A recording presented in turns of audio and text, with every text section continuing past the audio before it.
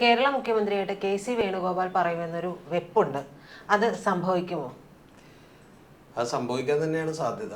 കാരണം ഇപ്പോൾ ഇന്നോ നാളെയോ അല്ലെങ്കിൽ ഒരു മാക്സിമം എന്നുണ്ടെങ്കിൽ വ്യാഴാഴ്ചക്കും ഒരു പ്രഖ്യാപനം ഉണ്ടാകേണ്ടതാണ്.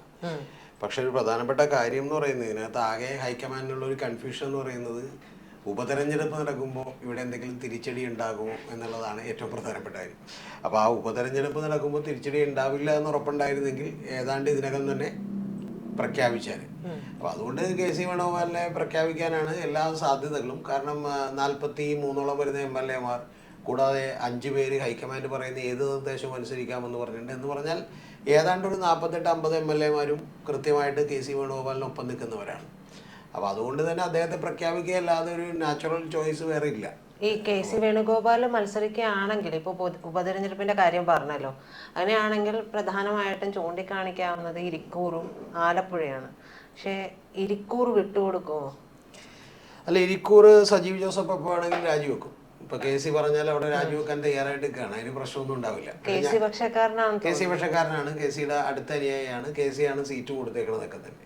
അപ്പോൾ അതുകൊണ്ട് അങ്ങനെ രാജിവെക്കാനായിട്ട് നിരവധി ആളുകളുണ്ട്. പക്ഷേ ഞാൻ വിചാരിക്കുന്നത് എല്ലാവരും പറയുന്നത് ഇരിക്കൂർ ആണെങ്കിൽ പോലും എൻ്റെ വിശ്വാസം എന്ന് പറയുന്നത് ആലപ്പുഴ ആയിരിക്കും കെ.സി. വേണുഗോപാൽ മത്സരിക്കുക എന്നുള്ളതാണ്. അതിൻ്റെ പ്രധാനപ്പെട്ട പ്രശ്നം എന്താണെന്ന് വെച്ചിട്ടുണ്ടെങ്കിൽ ഈ ഇപ്പോൾ കെ.സി. നിന്ന് ചിലപ്പോൾ ജയിക്കാൻ വലിയ ബുദ്ധിമുട്ടുണ്ടാവില്ല. ഇപ്പോൾ ഇരിക്കൂറാണെങ്കിലും ചിലപ്പോൾ ആലപ്പുഴയാണെങ്കിലും. പക്ഷേ ഇരിക്കൂറിന് ഇപ്പോൾ ഒരു സജീവ് ജോസഫിന് പിന്നൊരു അക്കോമഡേഷൻ അവിടെ കൊടുക്കുമെന്ന് വെച്ചിട്ടുണ്ടെങ്കിൽ പിന്നൊരു അക്കോമഡേഷൻ ചിലപ്പോൾ MP ആയിട്ട് ആലപ്പുഴയിൽ വന്ന് മത്സരിക്കുക എന്നൊക്കെ പറയുന്നത് ബുദ്ധിമുട്ടായിരിക്കും. അതേസമയം ഇപ്പോൾ A.D. തോമസ് ആണ്, ഒരു ചെറിയ പയ്യനാണ്.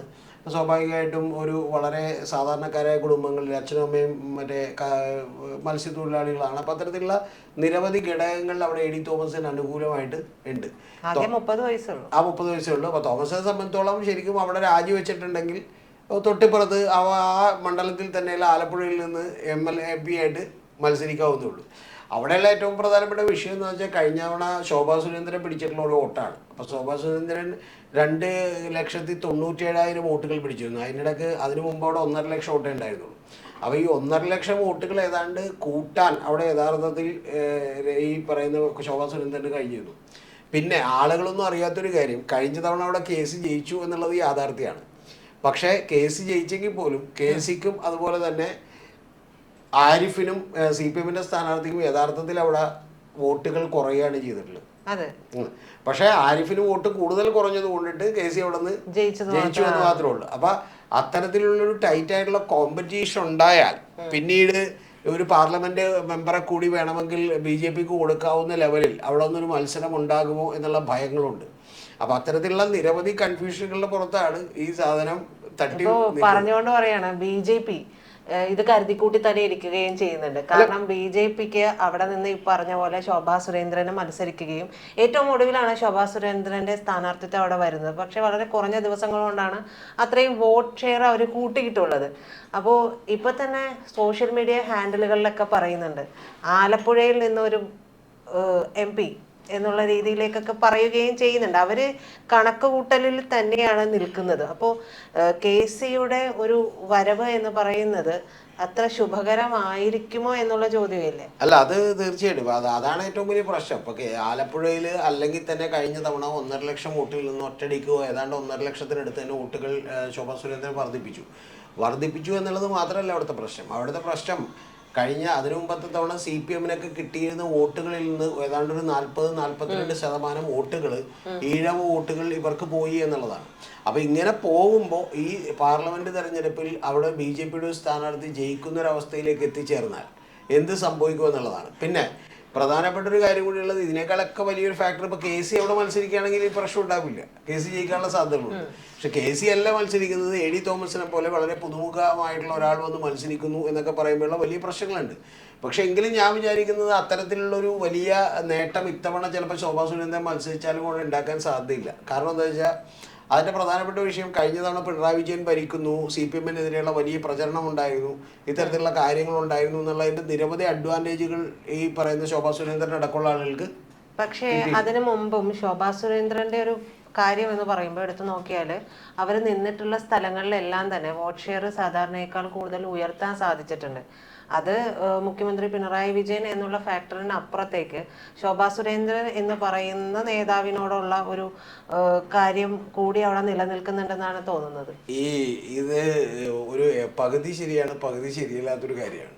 ഉദാഹരണത്തിന് ശോഭാ സുരേന്ദ്രൻ കഴക്കൂട്ടത്ത് മത്സരിച്ചപ്പോൾ അങ്ങനെ വോട്ടുകൾ വർദ്ധിപ്പിക്കാൻ കഴിയില്ല. ഞാൻ പറഞ്ഞത് ശോഭാ സുരേന്ദ്രൻ എല്ലായിടത്തും തന്നെ വോട്ട് വർദ്ധിപ്പിച്ചിട്ടുണ്ട്, അത്തരത്തിലൊരു ക്രൗഡ് പുള്ളർ ആണ് എന്ന് പറയുന്ന ഒരു നരേറ്റീവ് കൃത്യമായി പറഞ്ഞിട്ടുണ്ടെങ്കിൽ, താങ്കളോട് പറഞ്ഞിട്ടുണ്ടെങ്കിൽ ഒരു പ്രോ സംഘപരിവാർ യൂട്യൂബ് ചാനലുകൾ നിർമ്മിച്ചു കൊടുത്തിട്ടുള്ള ഒരു കാര്യം കൂടിയാണ്. ഞാൻ പറഞ്ഞോട്ടെ, ഇപ്പൊ ഒരു BJP അല്ലെങ്കിൽ തന്നെ ഒരു വോട്ടിൽ വർധനവ് ഉണ്ടായിട്ടുണ്ട്. ആ വർധനവ് ഉണ്ടാകുന്നതിന്റെ എല്ലാ അഡ്വാൻറ്റേജ് ശോഭാ സുരേന്ദ്രൻ കിട്ടിയിട്ടുണ്ട്. ശോഭാ സുരേന്ദ്രൻ ക്രൗഡ് പുള്ളറാണ്, അത്തരത്തിൽ വോട്ടുകൾ സമാഹരിക്കാൻ കഴിയുന്ന ഒരാൾ കൂടിയാണ്. പക്ഷെ ഇത്തവണ കഴിഞ്ഞ തവണ പാലക്കാട് അത് സംഭവിച്ചില്ലെന്ന് നമ്മൾ ആലോചിക്കണം. പക്ഷേ ഈ സെലക്റ്റീവായി പിക്ക് ആൻഡ് ചൂസായി വാർത്തകൾ കൊടുക്കുന്നതിൻ്റെ പ്രശ്നമാണ്. ഇപ്പോൾ കഴക്കൂട്ടത്ത് അവരങ്ങനെ മത്സരിച്ചിട്ടും കഴിഞ്ഞ തവണ, അതായത് വി മുരളീധരൻ മത്സരിക്കുന്നതിന് മുമ്പുള്ള ഒരു തെരഞ്ഞെടുപ്പിൽ അവർ മത്സരിച്ചിട്ടും അവർക്കുള്ള വോട്ട് വർദ്ധിപ്പിക്കാൻ കഴിഞ്ഞില്ല. അപ്പോൾ ചില സാഹചര്യങ്ങളിൽ അത് സംഭവിക്കാറില്ല എന്നുള്ളത് കൂടി നമ്മൾ യാഥാർത്ഥ്യത്തോടുകൂടി മനസ്സിലാക്കണം. ഇപ്പം തീർച്ചയായിട്ടും ആലപ്പുഴയിൽ പക്ഷേ ഒരു 1.5 ലക്ഷത്തോളം വോട്ട് വർദ്ധിപ്പിച്ചു. അത് അവരുടെ കൂടി മിടുക്കൊണ്ടാണ്. കാരണം ഒരു എന്താ പറയുക, ഇപ്പോൾ ലാലു പ്രസാദ് യാദവൊക്കെ ചെയ്യുന്ന പോലെ ഒരു ആകെ പിടിച്ചൊന്ന് കുലുക്കാൻ അവർക്ക് പറ്റും ഒരു മണ്ഡലത്തിലേക്ക് പ്രചരണത്തിലും. അതിൻ്റെ അഡ്വാൻറ്റേജ് ഉണ്ട്. പക്ഷെ എങ്കിൽ പോലും നേരത്തെ പറഞ്ഞ പോലെ ഇത് 100% സംഭവിച്ചിട്ടുള്ള ഒരു കാര്യമല്ല. ഞാൻ പറഞ്ഞത് പടിപടിയായിട്ട് വോട്ട് ഉയർത്താനായിട്ട് പൊതുവായിട്ട് സാധിക്കുന്നുണ്ട്. അത് ഏതൊരു കാൻഡിഡേറ്റ് ആയാലും സ്ഥിരമായിട്ട് സ്ഥിരോത്സാഹിയായിട്ട് മത്സരിച്ച് കഴിഞ്ഞിട്ടുണ്ടെങ്കിൽ അല്ലെങ്കിൽ പ്രവർത്തിച്ച് കഴിഞ്ഞിട്ടുണ്ടെങ്കിൽ അവിടെ വോട്ട് ഷെയർ ഉയർത്താൻ കഴിഞ്ഞു. അതിപ്പോൾ 1% 1% ഉയർത്തുക എന്നുള്ളതാണ് ഏതൊരു കാൻഡിഡേറ്റിനെയും സംബന്ധിച്ച് പ്രധാനപ്പെട്ട ഒരു കാര്യം എന്ന് പറയുന്നത്. അങ്ങനെ വരുമ്പോൾ ശോഭാ സുരേന്ദ്രൻ ഈ പറഞ്ഞിട്ടുള്ള 1.5 ലക്ഷം വോട്ടിന്റെ വർധന എന്ന് പറയുന്നത് നമുക്ക് നിസ്സാരമായിട്ട് കാണാൻ കഴിയില്ല. കാരണം KCയെ പോലൊരു നേതാവ്, കോൺഗ്രസിന്റെ തലയെടുപ്പുള്ള നേതാവാണ്. ആ നേതാവ് അവിടെ വന്ന് നിൽക്കുമ്പോഴുണ്ടാകുന്ന സാഹചര്യങ്ങളാണ്. അപ്പോൾ അവിടെ അദ്ദേഹത്തിന്റെ വോട്ട് ഷെയർ കുറഞ്ഞാൽ അത് പറയുക തന്നെ ചെയ്യും. അത് ഏതൊരു മാധ്യമമായാലും പറയുക തന്നെ ചെയ്യും. കാരണം അദ്ദേഹത്തെ പോലൊരു നേതാവിന് അങ്ങനെ വോട്ട് ഷെയർ കുറയാൻ പാടില്ല. അദ്ദേഹം അത്രത്തോളം വോട്ടിന് ജയിച്ചതല്ലേ. അപ്പോൾ ആ ഒരു സാഹചര്യം അവിടെ നിൽക്കുകയും ചെയ്യുന്നുണ്ട്. അപ്പോൾ അദ്ദേഹം സുരക്ഷിതമായിട്ട് ജയിച്ച് മുഖ്യമന്ത്രി ആവുക എന്നുള്ളതാണ് ഇപ്പം എല്ലാവരും കാത്തിരിക്കുന്ന ഒരു കാര്യം. ആ സാഹചര്യത്തിലേക്ക് വരുമ്പോഴാണ് ഈ വിലയിരുത്തലുകളും വരുന്നത്. അല്ല, ഇതില് ഇപ്പൊ നിങ്ങൾ പറഞ്ഞ ഇപ്പൊ പ്രജിത പറഞ്ഞതിൽ തന്നെ അടിസ്ഥാനപരമായി ചില തെറ്റുകളുണ്ട്. ഞാനിപ്പോൾ ചൂണ്ടിക്കാണിക്കുന്നത് മാത്രമേ ഉള്ളൂ. ഈ നാട്ടിലുള്ള ആളുകൾ മുഴുവൻ ഈ തെരഞ്ഞെടുപ്പുകളെ കാണുന്നത് വിജയവും തോൽവിയും വെച്ചിട്ടാണ്. പ്രജിത അറിയേണ്ടത്, ഇപ്പൊ ആലപ്പുഴയിൽ വോട്ട് കൂടി എന്ന് പറയുമ്പോൾ അത് ശോഭാ സുരേന്ദ്രന്റെ മെറിറ്റ് നമുക്ക് കാണാം, ഇല്ലെന്ന് പറയുന്നില്ല, അവരുടെ മെറിറ്റ് കൂടിയുണ്ട്. പക്ഷെ പ്രധാനപ്പെട്ട വിഷയം എന്താ, 2024 ലോക്സഭയിൽ കോൺഗ്രസിനും, അതായത് UDFനും LDFനും യഥാർത്ഥത്തിൽ കഴിഞ്ഞ മുമ്പുള്ള തെരഞ്ഞെടുപ്പുകളേക്കാൾ വോട്ട് കുറയുകയും എന്നാൽ BJPക്ക് വോട്ട് കൂടുകയുമാണ് ചെയ്തിട്ടുള്ളത്. പറഞ്ഞ ഞങ്ങൾക്ക് പെട്ടെന്ന് വിശ്വസിക്കാൻ ബുദ്ധിമുട്ട് വന്നു. സത്യത്തിൽ കഴിഞ്ഞ തവണ 2024 ലോക്സഭാ തെരഞ്ഞെടുപ്പിൽ കേരളം മൊത്തമുള്ള റിസൾട്ട് എടുത്ത് നോക്കിയാൽ BJPയുടെയും NDAയുടെയും വോട്ടുകൾ കൂടി. പക്ഷേ വിജയമുണ്ടായിട്ടുള്ളത് ആർക്കാണ്? തൃശ്ശൂർ ഒഴികെ ബാക്കി എല്ലായിടത്തും വിജയമുണ്ടായിട്ടുള്ളത് ഈ പറയുന്ന കോൺഗ്രസിനാണ്. പക്ഷേ കോൺഗ്രസിൻ്റെയും അതുപോലെ UDFൻ്റെയും LDFൻ്റെയും വോട്ടുകൾ കുറയുകയാണ് ചെയ്തിട്ടുള്ളത്. ഇത് നമ്മൾ കൃത്യമായി എടുത്തു നോക്കി. അപ്പം നമ്മൾ അറിയേണ്ടത് ഇത് ശോഭാ സുരേന്ദ്രൻ മാത്രമല്ല കൂട്ടിയെന്നാണ് ഞാൻ പറഞ്ഞു വന്നത്. ഞാൻ പറഞ്ഞത് അങ്ങിപ്പോഴും ശോഭാ സുരേന്ദ്രനിൽ ഉടക്കി നിൽക്കുന്നതുകൊണ്ടാണ് ഞാൻ പറഞ്ഞത്. അവിടെ നിന്ന് മത്സരിക്കുകയാണെങ്കിൽ ഇപ്പോൾ രണ്ടാമതൊരു MP കൂടി വരും. AD തോമസ് എന്ന് പറയുന്നത് പുതുമുഖമാണ്. അദ്ദേഹം ജയിച്ചിട്ടുള്ളത് 21,015 വോട്ടിന് ആണ്. അതേസമയം ഇരിക്കൂർ ആണെങ്കിൽ 42,426 വോട്ടിനാണ് അവിടെ വിജയമുള്ളത്. അപ്പോൾ കുറച്ചുകൂടെ ഷുവർ സീറ്റ് എന്ന് പറയുന്നത് ഇരിക്കൂർ ആയിരിക്കില്ലേ എന്നുള്ളതാണ് ചോദ്യം. അല്ല, തീർച്ചയായിട്ടും അത് കുറച്ചുകൂടി ഷുവർ സീറ്റ് എന്ന് പറയുന്നത് ഇരിക്കൂരാണ്. പക്ഷേ പ്രധാനപ്പെട്ട വിഷയം എന്താ വെച്ചിട്ടുണ്ടെങ്കിൽ KCയെ സംബന്ധിച്ചിടത്തോളം KCP ഇരിക്കൂർ പോയി മത്സരിച്ചാലും അത് ജയിക്കും എന്നുള്ളത് ഒരു യാഥാർത്ഥ്യമായിട്ടുള്ളൊരു കാര്യമാണ്. പക്ഷെ അപ്പൊ സജീവ് ജോസഫിന് എവിടെ അക്കോമഡേറ്റ് ചെയ്യും എന്ന് പറയുന്ന ഒരു കാര്യമുണ്ട്. സജീവ് ജോസഫിന് പിന്നെ പദവിയിലേക്ക് ചിലപ്പോൾ കൊടുക്കുമായിരിക്കും. അല്ല, നമുക്കറിയില്ല, ഇത് നമ്മുടെ ഊഹം മാത്രമാണ്. പക്ഷെ എൻ്റെ വിശ്വാസം എന്ന് പറയുന്നത് ഇപ്പൊ AD തോമസ്, താങ്കൾ പറയുന്ന ഈ വിഷയം മാത്രമല്ല, ഇപ്പൊ ഞാൻ അതിലേക്ക് പോകാഞ്ഞിട്ടാണ്. AD തോമസ് യഥാർത്ഥത്തിൽ ഇപ്പൊ ആലപ്പുഴയിൽ മത്സരിക്കാൻ വന്നാലും ഒരു പ്രധാനപ്പെട്ട വിഷയമുണ്ട്. ആ വിഷയം എന്താണെന്ന് വെച്ചിട്ടുണ്ടെങ്കിൽ ആലപ്പുഴ കുറെ കൂടി ഒരു ഈഴവ കമ്മ്യൂണിറ്റിക്ക് വലിയ സ്വാധീനമുള്ളൊരു മണ്ഡലമാണ്. കഴിഞ്ഞ ലോക്സഭയിലേക്ക് BJPക്ക് വലിയ നേട്ടമുണ്ടാക്കിയ 2 മണ്ഡലങ്ങൾ, ഒന്ന് ആറ്റിങ്ങലും അതുപോലെ തന്നെ ഒന്ന് ഈ പറയുന്ന ആലപ്പുഴയാണ്. അത് രണ്ടും എന്താണെന്ന് വെച്ചിട്ടുണ്ടെങ്കിൽ രണ്ടും ഈഴവ കമ്മ്യൂണിറ്റിയിൽ നിന്നുള്ള കാൻഡിഡേറ്റുകൾ വി മുരളീധരനും ശോഭാ സുരേന്ദ്രനുമാണ് മത്സരിച്ചത്. അവർക്ക് വലിയ തോതിൽ വോട്ടുകൾ കൂടി എന്നുള്ളതാണ്. അപ്പോൾ അത്തരത്തിലുള്ള ഒരുപാട് ഫാക്ടേഴ്സ് ഉണ്ട്.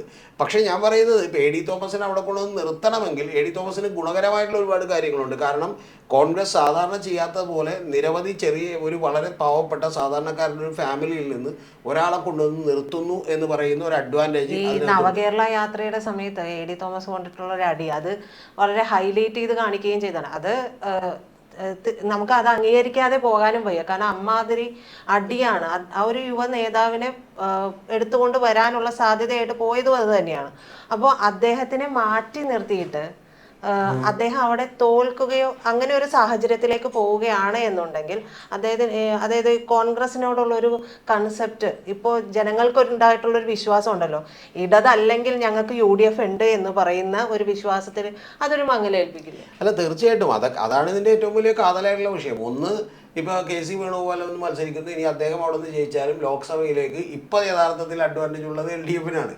കാരണം ഇവിടെയുള്ള ഒരു ഇപ്പം 102 സീറ്റുകൾ നേടി UDF-നെ അധികാരത്തിലേക്ക് കയറ്റിയെങ്കിൽ പോലും ഇപ്പോൾ ഒരാഴ്ച കൊണ്ട് തന്നെ UDF തൂങ്ങിക്കിടന്നതിൻ്റെ ഇമേജ് കുറച്ചിട്ടുണ്ട് എന്നുള്ളത് യാഥാർത്ഥ്യമായിട്ടുള്ളൊരു കാര്യമാണ്. മുഖ്യമന്ത്രി ആകാനടി, ഇനി ബാക്കിയുള്ളതിനടി. അപ്പോൾ ഇവർ ശരിക്കും പറഞ്ഞ് ചെയ്ത് തന്നെ തെറ്റായി പോയല്ലോ ദൈവമേ എന്ന് ആളുകൾ വിചാരിച്ചിരിക്കുമ്പോഴാണ് 6 മാസത്തിനകം ഒരു ഇലക്ഷൻ കൂടി വരേണ്ടത്. രണ്ടാമത്തെ കാര്യം എന്ന് പറഞ്ഞിട്ടുണ്ടെങ്കിൽ ഈ കേരളത്തിൽ സംഭവിക്കുന്ന ഏറ്റവും പ്രധാനപ്പെട്ട കാര്യം, ലോക്സഭയിലേക്ക് എപ്പോഴും BJP കൂടി ഒരു അഡ്വാൻറ്റേജ് ഉണ്ട്. കാരണം BJP ഇപ്പോൾ 38 ലക്ഷം വോട്ടുകൾ നേടി, അവർ ഏറ്റവും വലിയ വോട്ടുകൾ നേടിയത് ലോക്സഭയിലേക്കാണ്.